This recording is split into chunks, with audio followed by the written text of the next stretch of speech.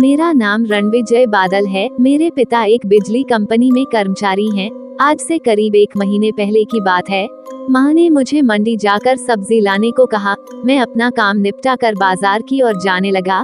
तभी अचानक मुझे जोर जोर से एक कुत्ते के रोने की आवाज आने लगी। मैंने पीछे मुड़कर देखा तो पता चला कि वहाँ पर एक अंडर कंस्ट्रक्शन मकान था। मुझे लगा कि भूख के मारे कुत्ता रो रहा होगा, इसलिए सब्जी लेकर आते वक्त मैं पाले बिस्कुट का पैकेट लेकर उस मकान की ओर जाने लगा ताकि उस कुत्ते को कुछ खिला सकूं। अभी मैं मकान के दरवाजे तक पहुंचा तो और जोर जोर से कुत्ता रोने लगा। इसके साथ साथ उस मकान की खुली सीवेज बन रही खुली टंकी का छिछला पानी जोर जोर से उछलने लगा। ये सब देखकर मेरे हाथ पांव फूल गए। मैं सब्जी का थैला और बिस्कुट वही गिराकर उस खुली टंकी की ओर भागा। मुझे लगा कहीं पानी भरी टंकी में कुत्ता डूब रहा होगा, लेकिन जब मैंने वहां अंदर झांका तो मेरी रूह कांप गई। उस जमीनी टंकी के खड्डे में एक काला कुत्ता सिसक रहा था। पहले तो मुझे लगा कि वो उसमें गिर गया होगा, लेकिन थोड़ी देर वही रहने पर मुझे खौफनाक हकीकत का पता चला। कुत्ता एक कोने में सटा हुआ था, फिर भी उसका पैर बार बार पानी के अंदर खींचा जा रहा था।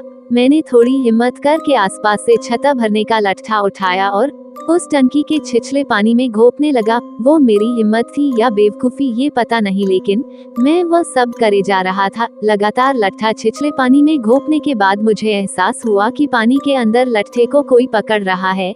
ये सब देखकर मेरे पसीने छूट गए। मैंने झटके से लट्ठा छोड़ दिया। फिर अचानक एक भयानक घुराहट वाली चीख सुनी। उसी वक्त मेरी नजरों के सामने वह डरा हुआ कुत्ता छिछले पानी के नीचे खींच गया और दूसरे ही पल में मेरे सामने उस कुत्ते का कटा हुआ मुंड पानी में तैरने लगा।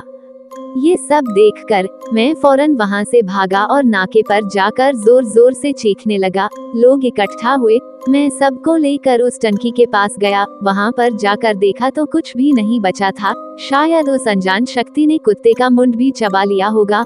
मैं उस वक्त कुछ भी साबित नहीं कर पाया। लोगों ने मेरा खूब मजाक उड़ाया। फिर मैं घर चला आया। उस खौफनाक किस्से के बारे में बात करते हुए आज भी मेरे रोंगटे खड़े हो जाते हैं। कोई माने या ना माने, मुझे पक्का यकीन है कि उस खड्डे में कोई भयानक शक्ति मौजूद है।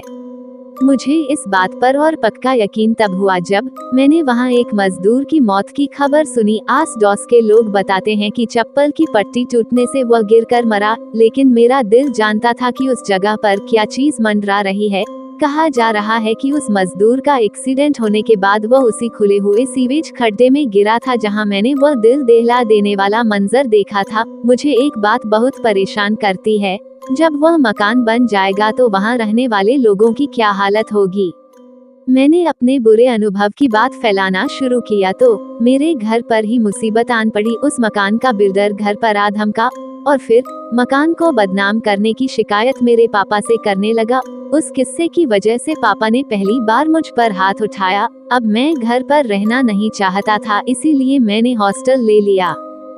यदि ये कहानी आपको पसंद आई हो तो अपने दोस्तों और अन्य लोगों के साथ शेयर जरूर करिएगा।